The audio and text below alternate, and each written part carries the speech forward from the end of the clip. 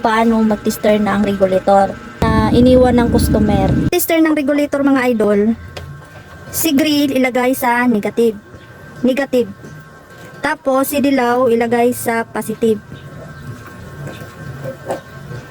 Pipili lang kayo sa dalawa, dilaw or pink.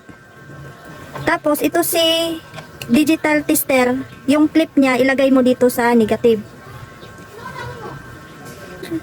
Si pointed ilagay mo sa kulay red na wire. So iilaw siya. So ibig sabihin okay pa, good pa. Ito si black, itry natin si black. Ito si black accessories, dapat hindi na ilaw si black. So i-tester natin kung iilaw ba. So hindi iilaw, so okay si black. Si pink, di ko matester si pink kasi sira yung wire niya, grounded. Paano natin malaman pag grounded mga idol? Ganito idol, ilagay si pink sa positive, mag-i-spark po siya. Yan, nag-i-spark. Kita nyo mga idol, nag-i-spark. Ganun lang mga idol, ganun lang mag-tester ng regulator.